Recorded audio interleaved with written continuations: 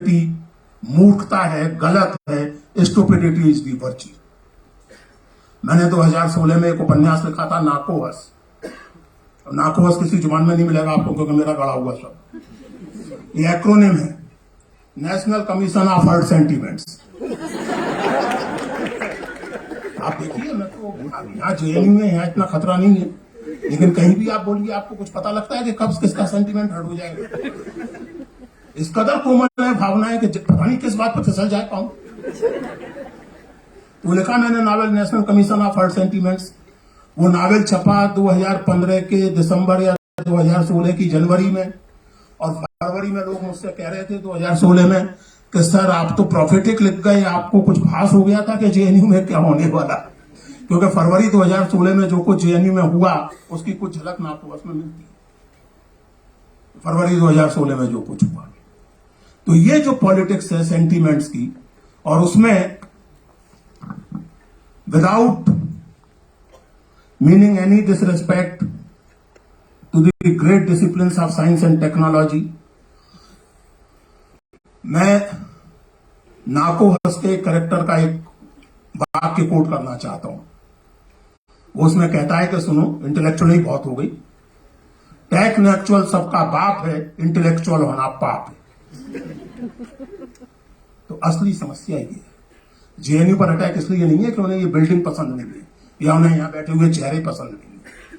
They dislike the very idea of a university which stands for criticality, which stands for secularity, which stands for reason, dissent and debate.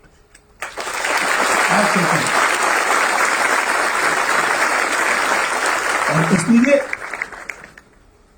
बचाना चाहिए JNU को। अब हमारा तो ये है कि वैसे हम अपने आप को समझाने के लिए कहते रहते हैं कि बुढ़े नहीं हुए, लेकिन हकीकत तो जो है सो है।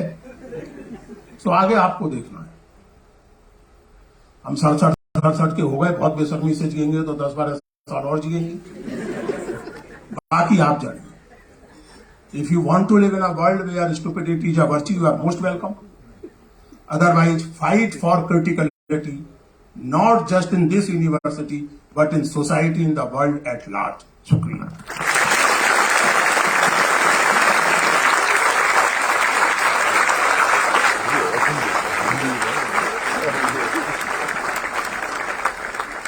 I realize that this should have been a 3-hour panel and not a 2-hour one, because there is so much interest in hearing what each panelist has to say.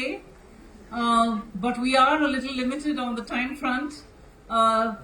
We are being given ideas of the vision of JNU that existed and possibly the kinds of things that need to be protected, nurtured as we carry on in the next few years. May I move over to you, Professor Hasan? Thank you. I think after these...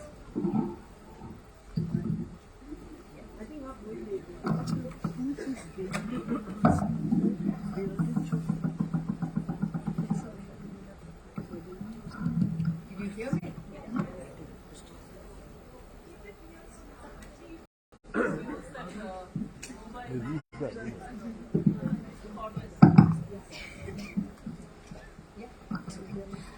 I think after these two brilliant speeches, there's very, very little left to say, except that it's such a great privilege to be part of this panel with Professor Romila Thapar, Professor Purushottam Agrawal, and of course, Professor Ramaswamy.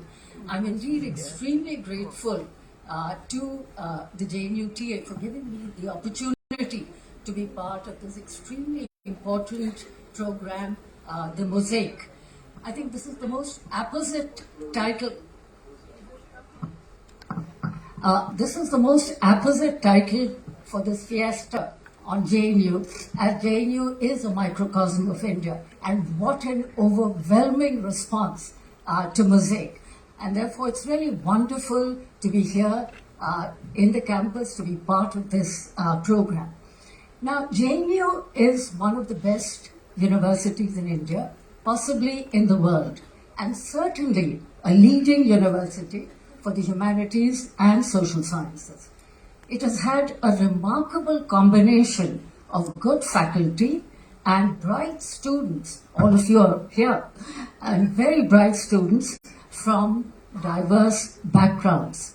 The university's output, especially its research output, which was mentioned by Professor Nair, is considerable and perhaps greater than most universities in India.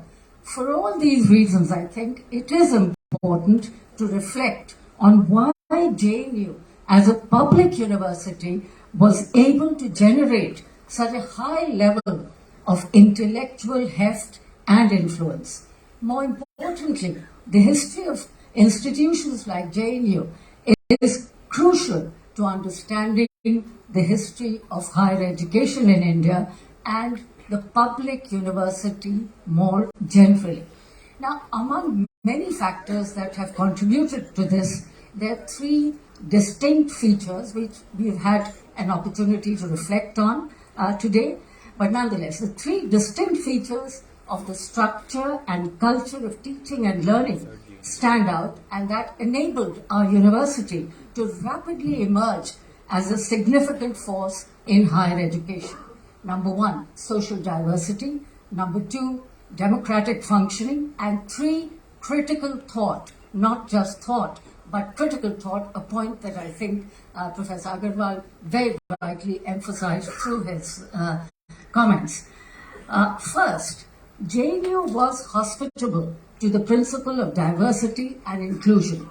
Undoubtedly, the exceptional admission policy and student recruitment design based on deprivation points that inducted candidates from virtually every region of India, from economically deprived areas and those historically disadvantaged by their place in the caste hierarchy, contributed to this.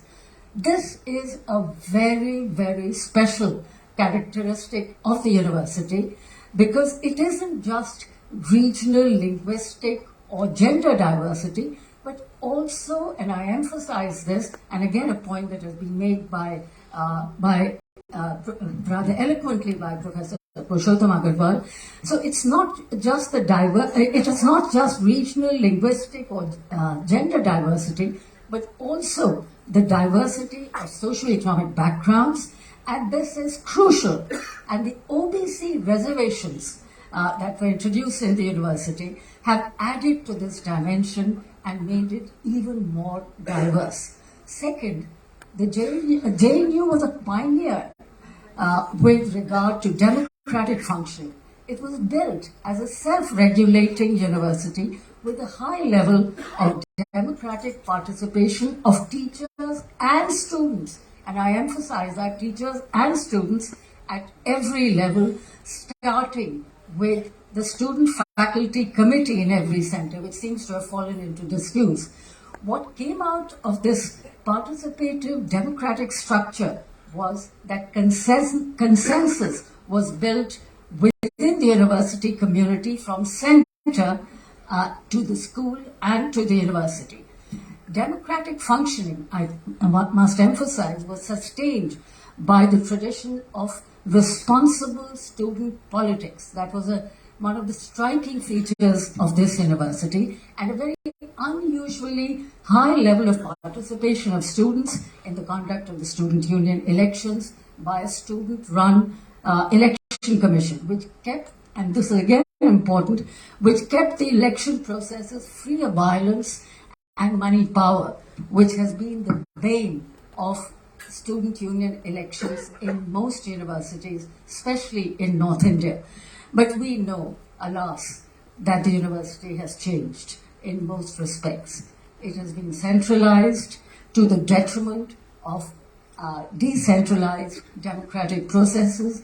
Established norms have been violated, seniority rules have been completely set aside, and norms of selection have been overturned. In short, JNU has never functioned in the way it is functioning now, or at least that is what one hears from colleagues, because I have, along with my colleagues, been retired for a long time, but we are in touch with the university, and that is the sense we get.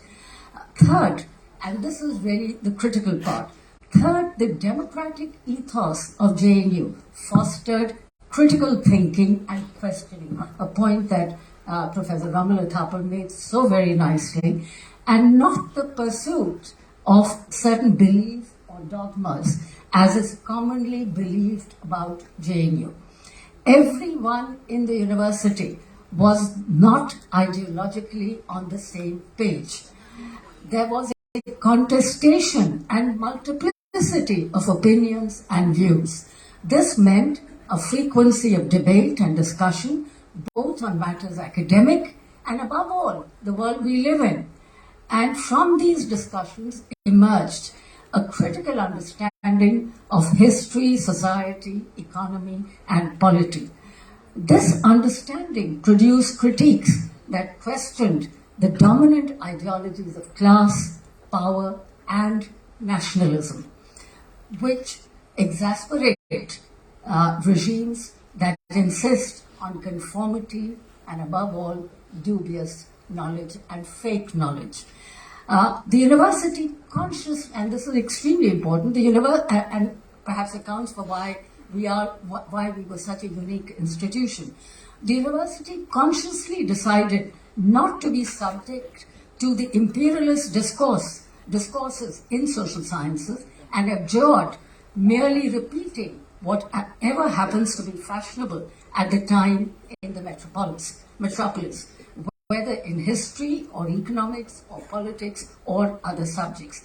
That gave it a very special character, a very specific character and gravitas. The idea that scholarship was not just for self-promotion and building your CV, but in the interest of the people, in some general sense, in howsoever a vague sense, but the fact that we are interested in the life of others and not just our own. This is, in my view, what accounts for the great significance of this university as a progressive institution. Now, given its status as a leading institution of higher learning, the criticism and the bad press it gets is nothing short of astonishing. It is hard to come across any serious criticism based on the university's academic performance. It is as if the critics, and there are a legion of critics, have determined that an institution cannot be judged by its academic quality alone. It must be judged primarily on the basis of its politics, and in case of JNU, its history of left-wing politics and agitations. Finally, JNU was by no means perfect, and there were many shortcomings and failures, some of which have been mentioned, and some of which I think we may have occasion to talk about. Professor Thapar mentioned 2 or 3, and I think both of them are extremely important. The whole issue of the challenge of interdisciplinarity, the language issue. Tutorials worked very well in the History Center, but did not perhaps work so well in other centers at all. So I would add actually the tutorial issue as one of the challenges that I can certainly say in the Center for Political Studies, where I taught for 39 years, was certainly an issue. So JNU was by no means perfect. There were many shortcomings and failures. But that said, it is as good as it gets in a public university in India. So what is under attack is not just JNU, but the idea of a public university and its accomplishments. And what we are defending is the idea and necessity of a public university. But every time, and I want to end on a positive and optimistic note, and I think this is really the wonderful part of JNU, and we are seeing it today so nicely. But every time one feels depressed about the way the university is functioning nowadays, it's important to remember that the university community has shown amazing resilience and resistance. The remarkable response of the students, the teachers, and others in defense of the democratic and intellectual traditions, the spirit of JNU, or what you call the criticality of spirit of JNU, is quite extraordinary. It's absolutely splendid. JNU survives and will continue to thrive. Also, I hope, and I think there are indications that it will continue to thrive in the future despite the concerted attempts to pull it down, to stifle the right to debate and discuss, the right to inclusive and affordable public education, and above all, the right to criticize the state, all of which contributed to the uniqueness and the wonder that is JNU. Thank you.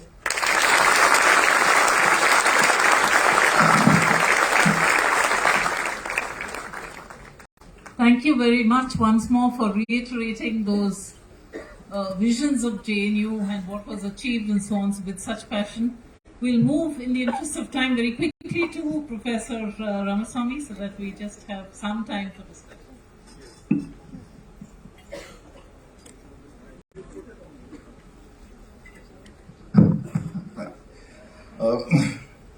Thank you very much, Januta. Thank you very much, colleagues, for including me in this panel.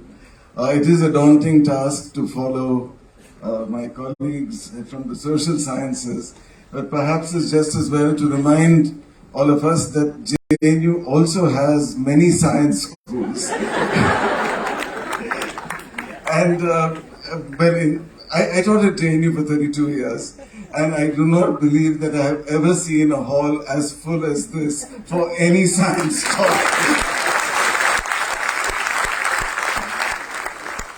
I don't know why you're clapping. It should be a matter of some concern. I came to JNU in 1986, and as Janaki pointed out, I left the Tata Institute of Fundamental Research in Mumbai to come here. It was a very conscious decision because years later people still ask, why did you leave and why did you make this very unusual choice? And I was clear, as Purushottam ji has said, that he wanted to come to an institution where Romila Thapar was teaching. I too was keen to leave a research institute and come to a place where I could say that I had a colleague like Romila Thapar.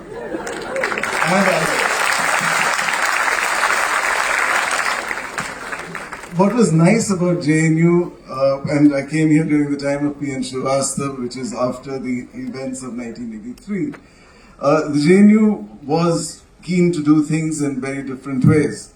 And mention has been made of G. Patsati several times, so let me tell you my own G.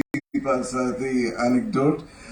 In 92, when I happened to be the Dean of the School of Physical Sciences at that time, I had occasion to meet GP, and GP was rambling discussion about the beginnings of JNU and so on, and I thought I would share with all of us two features which I'm pretty sure many people are not aware of. There was an American architect, scientist, inventor, philosopher, maverick called R. Buckminster Fuller. And he was invited to India by Indira Gandhi. Bucky, as he is more popularly known, is the inventor of the geodesic dome, and many of you may be aware of him. Bucky gave the third Jawaharlal Nehru Memorial Lecture in 1969. And the New York Times on the 15th of November reports that Buckminster Fuller, the American architect, etc., stood up this week before a gathering of Indian intellectuals to deliver a lecture on planetary planning.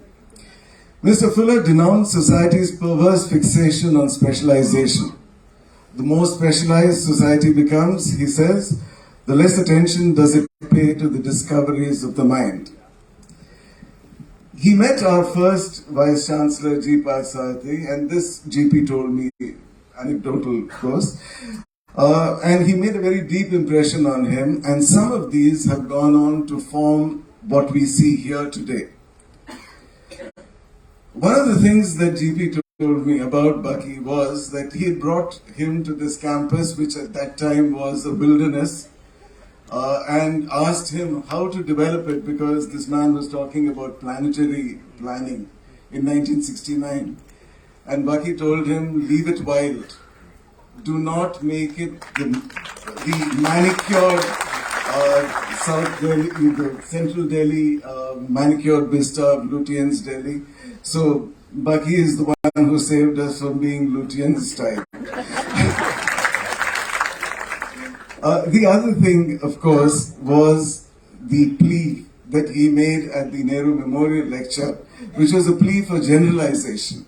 Specialization, as Baki said, tends to shut off white band tuning searches, that is his own invention, that prevented the discovery of all-powerful generalized principles. I think that some of these ideas were crucial to how GP thought and envisaged the university, because I know, again anecdotally, that he did consult a lot of people in setting up the various schools. The School of Social Sciences in particular had a great advantage because there were leading intellectuals here already. But there was both a physical and an intellectual wilderness in which he had to seed some of the other schools. The School of Life Sciences started also at the same time as the School of Social Sciences, right at the beginning. But there were no eminent biologists that GP felt he could turn to. He asked instead Obaid Siddiqui, who was then at the Tata Institute of Fundamental Research, and others, to set up a plan for how the School of Life Sciences should come about. And Siddiqui gave a very revolutionary idea: merge everything that's called botany, zoology, microbiology, whatever, into one school that would study the life sciences. In 1969-1970, when it was being set up, this was extremely unusual. Even today, there are only many universities have departments of botany and zoology, and not everybody has life sciences, so it was very important. The other science school that was started is one of those stories of what might have been. Some of you may be familiar with the name of George Sudarshan, who was a remarkable Indian physicist who remarkably missed the Nobel Prize twice. But he was talked about to start the school of what was then to be called Theoretical and Environmental Sciences. George, after a lot of running around, eventually did not come to JNU. And in his stead, the person who was starting the School of Theoretical and Environmental Sciences was a physicist from Shantiniketan, but who had earlier been at New Delhi, at Delhi University, S.N. Biswas. So the School of Theoretical and Environmental Sciences started with a group of theoretical physicists, and then when Biswas left, it became the School of Environmental Sciences, and then so on and so forth. But there is a small core of physics in the School of Environmental Sciences, and these were two schools that started in the 70s along with the social sciences. SPS, the School of Physical Sciences, where I belong, did not start until 1986, and that was an idea of P.N. Srivastava, that instead of doing physics, chemistry, mathematics, and the usual departments. Again, I think this goes back to Baki's idea of, do not specialize too much. Wanted a general school that would have these disciplines flourishing together. In the initial appointments in 1986, they did choose people from both physics and chemistry and mathematical physics. But in the end, finally, only 3 of us joined. Vaidyanath Mishra, who was the first dean, who was a mathematical physicist, Sushanta Dattagupta is a physicist, and I nominally am a chemist, although sometimes one wonders. After JNU particularly, I don't quite know where I fit in which little block. Anyway, but the point is that when we started SPS, the School of Physical Sciences, many of the things that Romila has talked about, that Purushottam has talked about, Zoya, this was in our mind. We were coming from very disparate systems. I was coming from a research institute where there were no students, or very few students. Suddenly to have councils where student representation was important, etc., was very, very unusual. Setting up syllabi, you did it in the 70s, Romila, we did it in the 80s, and it was a nightmare because this was a school that did both physics and chemistry, not to mention mathematics and so on. So we floundered. We did not, we did not go the way that P.N. Srivastava wanted, but we went away. And in a few years, I think we made a remarkably good department. A remarkably good department that was actually able to integrate with the other science schools of the university. But also, when we started out, the School of Arts and Aesthetics was started along with the School of Physical Sciences. And as you might imagine, Arts and Aesthetics, what kind of a name is that? It says Arts and Athletics hoga. And School of Physical Sciences kya hota hai? School of Physical Education hai. So the thing was कि JNU में तो है ना व्यायाम चलता है.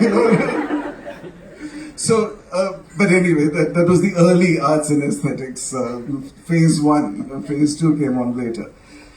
We did try very hard to do many things. We didn't do everything well, but in the 25 or so years that I was with JNU for 32 years, and we had a sort of a 25-year celebration of thinking about what had we accomplished.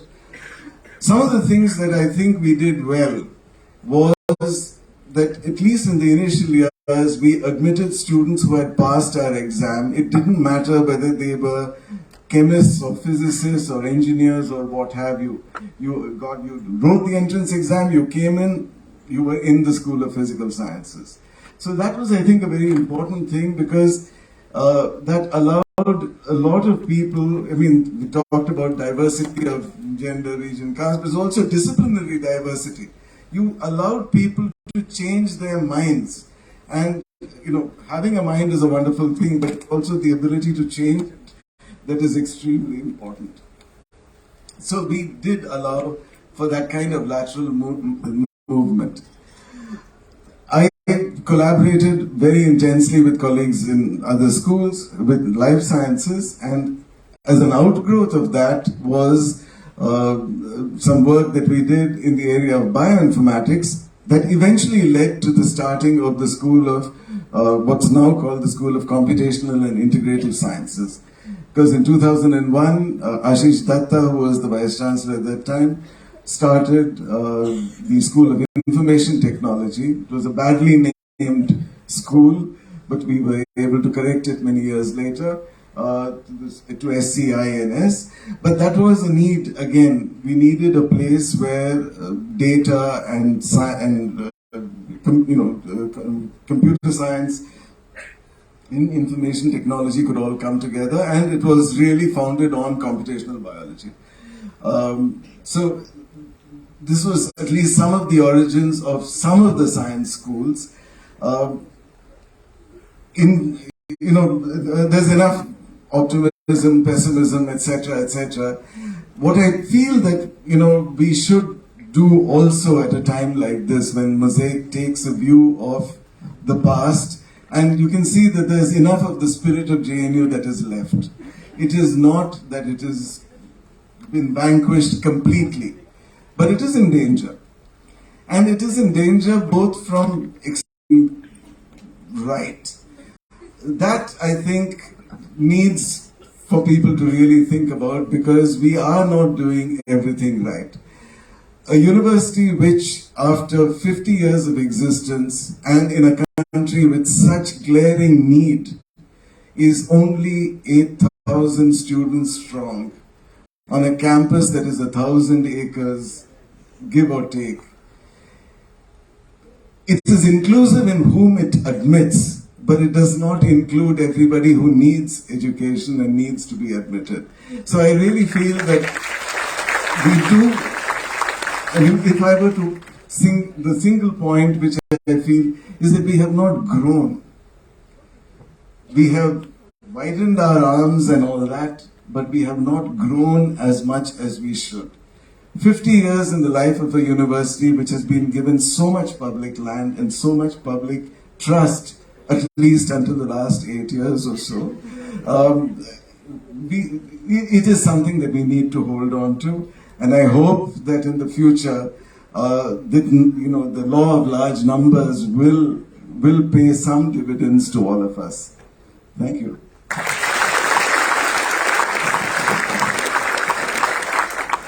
Thank you very, very much indeed for those words. I was slightly distracted because of the scale of the response to this panel, which is almost impossible to do justice to, but I see it as a real tribute to the spirit of JNU, so thank you for these questions. I think even if I just read these questions out, I will exceed the time limit that we have been allotted. So what I'm going to do is, there's actually only about 16 minutes left in our panel. And I had one or two of my own questions, but instead of asking them, since I think I've spoken enough, let me articulate them through the questions that have come to us, because they are in some ways mirroring some of my concerns.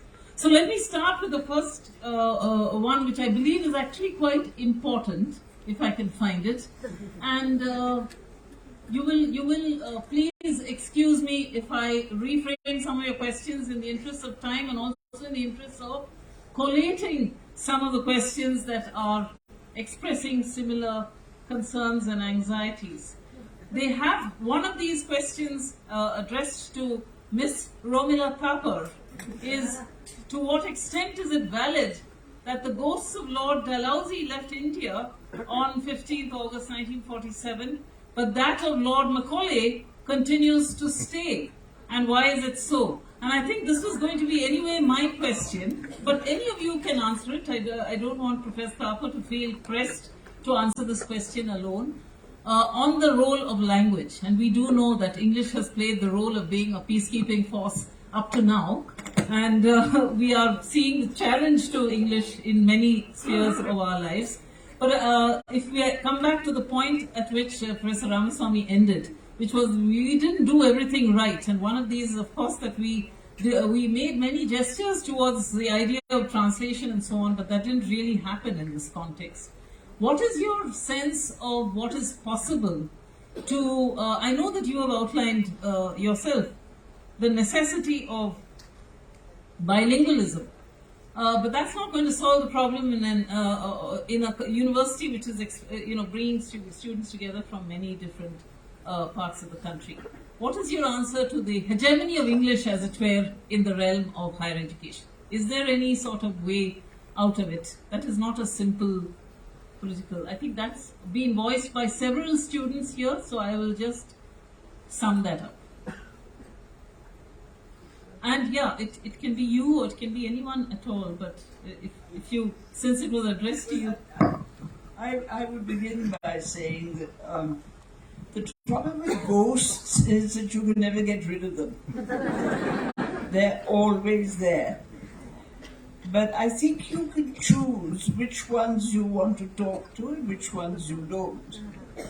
There are many rituals by which you can draw up certain ghosts and not others. And I think the interesting aspect of this question is not so much of the Dalhousie's ghost went away, Macaulay stayed. We have welcomed and been hospitable to Macaulay's ghost, and to James Mill, and various others. And the real question is, why did we not send these ghosts away? Why did we accept, for example, as a historian, I'm very concerned that, to put it in its simplest form, the two-nation theory comes from James Mill and a whole stream of other British scholars who worked on the history of India that they were supposedly discovering because India had no history. That was the theory. The ancient Indians wrote no history. They had no history to write about. So we have to discover their history, and they discovered it in a particular way, which ended up, one of their theories was the two-nation theory. Now, this has been going since 1817, when James Mill wrote his book and brought it to the surface. And it's been going on being taught by British Indian education in India right up till independence and after independence. And as we all know, the partition of the country was not unconnected with this theory. There is a link. What bothers me is, why didn't we Indian historians from the early 20th century onwards start asking, is this really a correct theory? I go back to my insistence on asking questions of existing knowledge. Why didn't somebody not get up and say, look, this theory makes no sense, not because we don't like it and we're emotionally against it, but in terms of evidence and evaluation, it cannot hold. Nobody said that. And the tragedy is that today, although a whole heap of historians have questioned it in the latter part of the 20th century and have thrown it out, today, the kind of history that is being popularized is precisely derived from James Mill and the colonial understanding of history.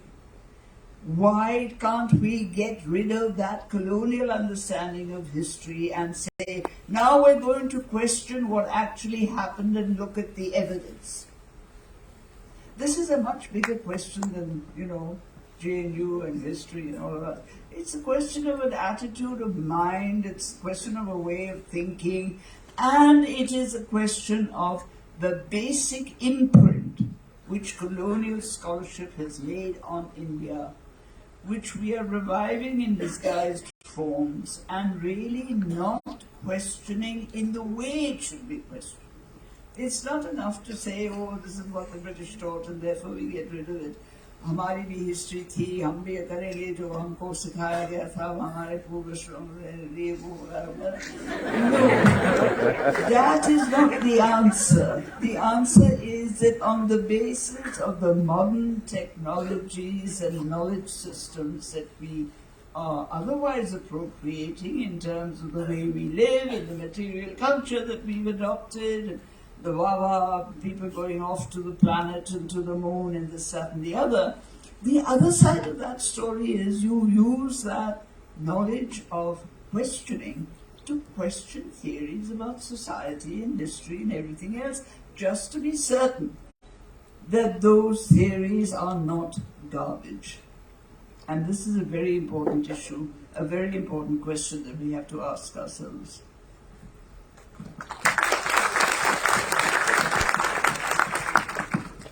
As you can see, we are flooded with even more questions. So I'm going to be very selective here. I have a question which I would like to request Professor Agrawal to attempt to answer. There are many questions here about the importance of critical thinking. I think this entire audience has agreed about the necessity of critical thinking, but this student asks to blame students in some sense and argue that stupidity has taken over intellect among Indians misses the actual point.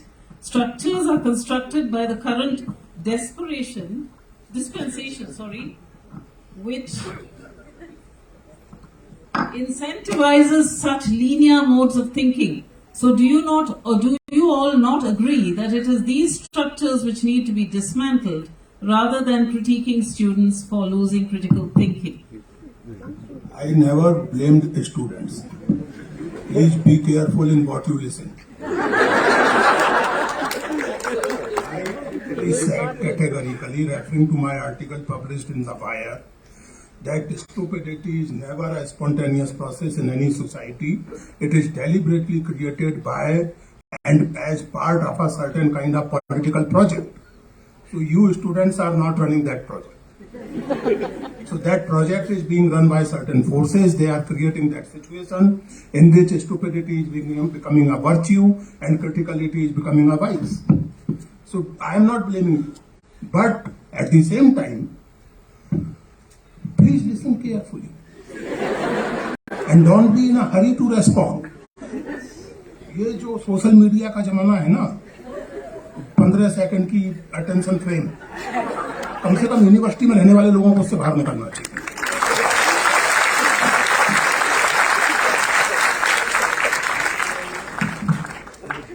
Thank you very much. As I said, it is astonishing that some of the questions that the students have asked are exactly mirroring the ones I had in mind. This is to Professor Ramaswamy, particularly on the question of interdisciplinarity. And there is a genuine concern in this question. The students who are passed from the schools consisting of interdisciplinary courses or degrees are not eligible for faculty positions in state universities as well as in central universities. And he goes on to say that he or she goes on to say that this is I did MTech and PhD from SCIS JNU, but I'm not eligible in faculty drives in subjects such as botany, zoology, etc.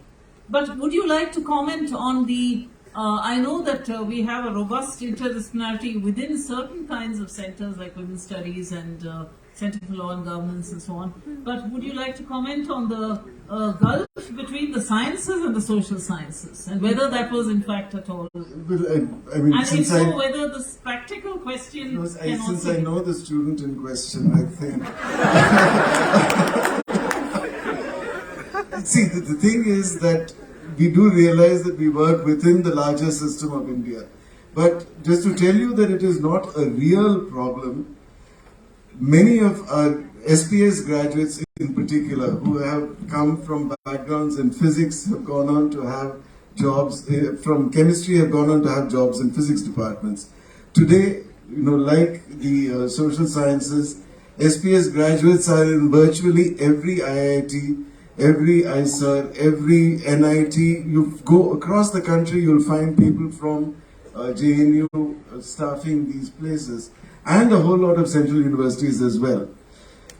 This disciplinarity problem does become an issue, especially when you go to places which have not even seen the light of day, so to speak.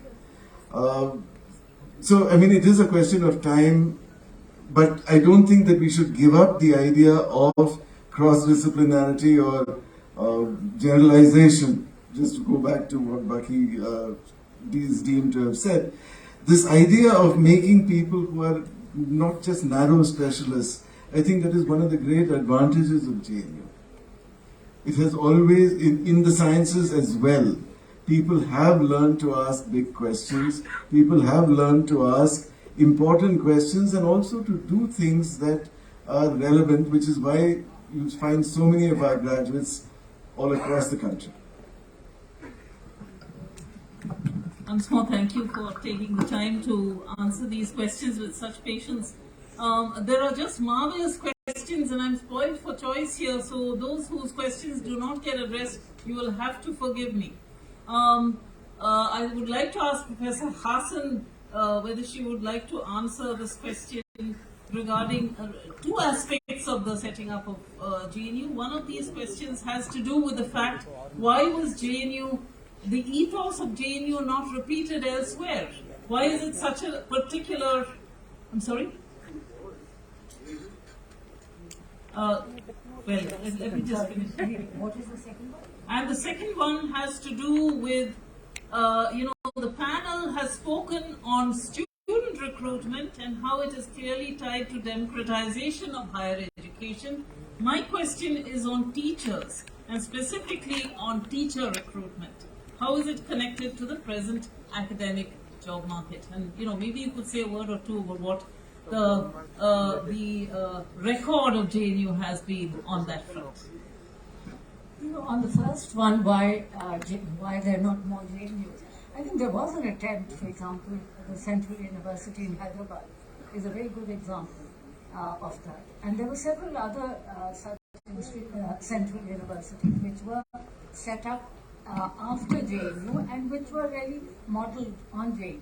Now, it's another matter that many of them did not succeed in the way in which JNU succeeded. Now, that is an interesting and an important question to examine as to why JNU succeeded and others did. I do think that the Central University in Hyderabad is a fairly successful example. No, surely it doesn't compare with JNU, but nonetheless, it was done. So I think that is an important issue. There's obviously a context and so on and so forth. Not because JNU had more resources than other institutions. I don't think so.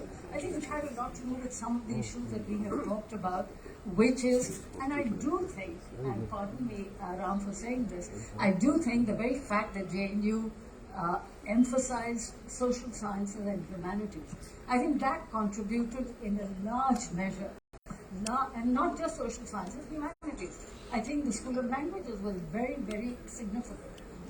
Just as the School of Social Sciences was. And I think that really, no other university had, let us say, a school of languages of the kind that we had.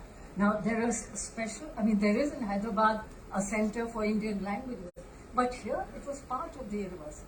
Again, I think the School of International Studies, in my view, is again interdisciplinary and quite significant. No other university had that. So in that sense, while an attempt was made by other universities to do the same, but for a variety of reasons that we have discussed, they did not succeed. Now, your second question wasn't clear to me about teachers.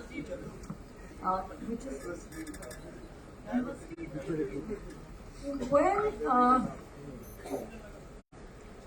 well, I mean, there is a point there, but I think to some extent the OBC reservations have corrected it. Because there is, we do have reservations for scheduled castes, scheduled tribes, and OBC. It is true that the way in which the roster system works in the university, it's not very effective. But I think, yes, that is true, that the diversity in the student community is not reflected in the same way in the teaching community. But again, I think if we were to, I take the point. I think there's no point in defending the university on this. I mean, there could have been, but there are obviously reasons why this couldn't have happened. And it has to do with Indian education, and it has to do with with the dominance of caste, upper caste in education, upper and middle classes. So I think there are obviously larger societal factors that account for it, and we can't, just as in the language issue, we can't make it that JNU wasn't able to do it, because the language issue is not specific to JNU. There's a much larger issue of bilingualism. And likewise, I think teacher recruitment or the lack of diversity is not something which is specific to JNU. It is really has to do with the larger the nature of education, the history of education in India, and the whole class and caste dimension of education in India. Thank you for that. We have a couple of minutes left, so I'm trying to squeeze in at least two more questions. There are a number of questions raised about the rewriting of history and what the space of the university is at this critical time when everybody is a historian, as you know, except a professional historian. And that is going to be my question too. What is the place of the university at a time like this? So here's the question. It says, at a time when government are taking projects of rewriting history with a JNU professor as head of the project, how do you think the JNU community should stand up together for the idea of a university? Is rewriting of history possible, and what could its repercussions be for us? I suppose it is the member secretary of the ICHR, Professor Umesh Kadam.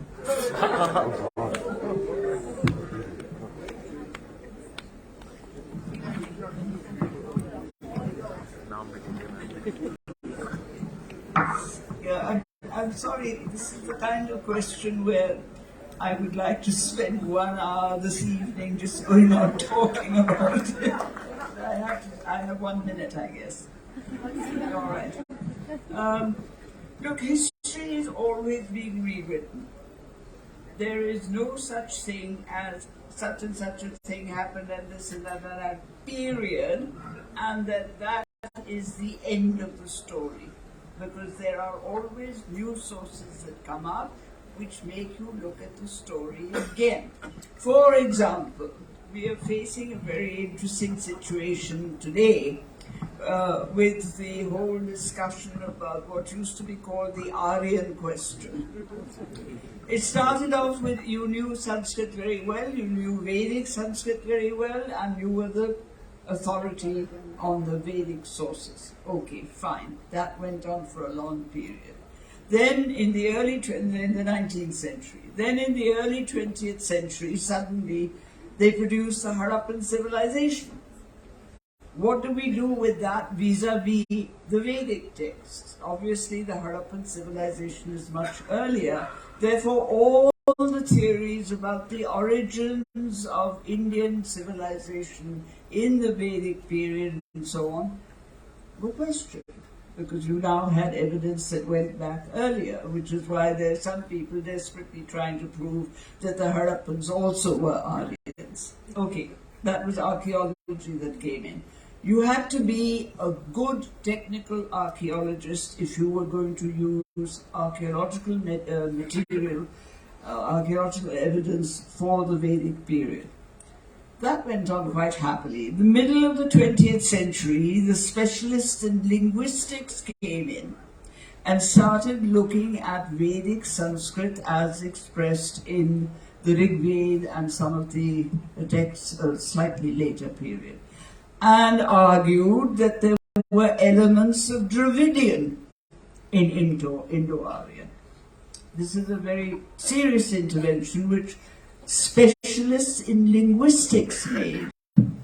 What was the problem now? The problem was that if the linguistics evidence is correct, as most people think it is, then you have to say that in the writing of these texts, in the Indo-Aryan language, there are elements of Dravidian, which means there was an interface between the Indo-Aryan speakers and the Dravidian speakers. And there's other little bits of evidence that have been put together to suggest that there was some kind of interface.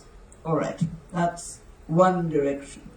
Now recently what's happened is that the geneticists have come in and are saying that the analysis that has been done of the post-Harappan burials in the Punjab and Haryana suggest some strains of Central Asian elements in the population that came and settled and lived there.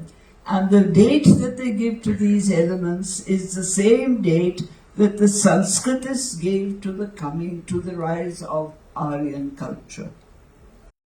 Now, all that I'm trying to tell you is, in this case, I have my own thoughts about how one proceeds. All I'm trying to tell you is that the difference between the history that was written in the late 19th century and what is written today on this question takes in technologies and takes in professional training of very different kinds, which have to be considered. You can't say, no, this, I'm not interested in that, I'm only interested in the language, because then you're not looking at the complete evidence. So it's an ongoing process as you discover more sources, and secondly, very important, as you give rise to new questions. This is where history becoming a social science becomes crucial, because history as a part of Indology had one set of questions which went along quite happily and everybody was pleased with them. And then you had the social sciences, you had sociology, you had the economic history, the demographers and so on coming in, the anthropologists. And suddenly you began to ask other questions. What is the kind of culture that you're dealing with? And what is the kind of other culture that you're dealing with? How do the two sit together? How do they face each other? Do they have an interaction? Do they not? So on. So a new kind of history evolves out of these new sources or new questions that are being asked. Therefore, I've lost the question. What was the question? Rewriting history. Yeah, so the rewriting of history is something that goes on. And if you read the histories that were written in the early 19th century, you laugh at them now because, we've progressed so much since then in terms of source material questions, knowledge, information, asking questions, and so on. The problem is that this phrase, the rewriting of history, is now being associated with people who are not trained historians. And so you have, gatherings where people get up and say, but of course we had aeroplanes in the Ramayana, it was a Purushottam. Of course we knew plastic surgery because Ganesh is a result of plastic surgery. Of course we had stem cell research because the 100 Kauravas were all born out of a jar, and this was clearly stem cell research. Now, this is not history because it doesn't start off by saying, this is my question, this is my hypothesis, this is the evidence that I can assure you I have been able to prove is reliable and is accepted as reliable evidence by everybody else. And the generalizations or the statements that are coming out of this evidence are based on logic and rationality. They are not based on fantasy. Now, there is a difference between that kind of stuff that goes as history and the kind of material that we have and the reasons why we question that kind of writing, because we think it's an offensive insult to the discipline of history. You're not doing history the way you should be doing. You're not doing it professionally. You're not doing it in a trained way. You're just passing off stray thoughts. That's not history. So when you talk about the rewriting of history, please be clear that there are two things today that are popularly called history. One is professional history, trained historians, trained in methods. They're epigraphists, paleographers, they're Sanskritists. They have a very, very tough time doing history. I wouldn't advise any of, if I had grandchildren, I wouldn't advise them to do history because it's become a very tough discipline. There's that. And there are the others who just get up and they've heard these names, they've been talked to by various people who've mentioned these names, so they pick up the names and they invent a story and they say this is history. Now you have to be very careful, as in all knowledge and in all subjects, to determine the difference between the professionally treated, competent treatment of the discipline and the pop treatment. The next question is, why is it happening so often in history? Why is it that, economics doesn't produce people who say, we have the equivalent of Malthus in the Mauryan period, and Kautilya was really somebody who was almost as good as Karl Marx, and so on and so forth. Why don't we have that? Simply because in the process of nationalism, where you're building a new society, you need to build it on the foundations of an earlier society which you claim was brilliant and good and advanced. And so history becomes very important. You have to use history politically then to prove that your nationalist aspirations are all legitimized by past events. So this link between nationalism and history, beautifully expressed, as I keep on quoting him, by Eric Hobsbawm, who when he was asked, is there a relationship between nationalism and history, his reply was that history is to nationalism what the poppy is to the heroin addict. That's the real difference. Thank you so much. It is very clear that we can go on and eat into the next program, which is the historical walk through JNU with Sohail Hashmi, but we don't want to do that. By way of conclusion, what I'd like to do is to read two student questions, not in order for our panel able to answer them, but as questions which the teachers seated in this audience may also take serious to think about. One of them is this: being newly admitted in the university, what I have come to realize is that JNU is, though engaging in critical thought, it seems to me turning into an echo chamber of a kind. So the question is, what's the solution according to you? Right. And the second one is, so I don't really ask the panelists to answer this. The second is that this is not the time for despair, but for something else. What would you suggest? What would your suggestions be for the restoration of the legacy of bygone days to the students? And with those two questions, I would like to conclude this extremely interesting session. I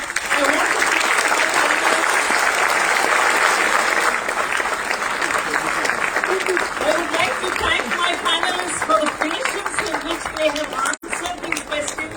I'm going to hand over these questions to you so that you will get a chance to see what the students asked you and were left unanswered. Thank you so much for being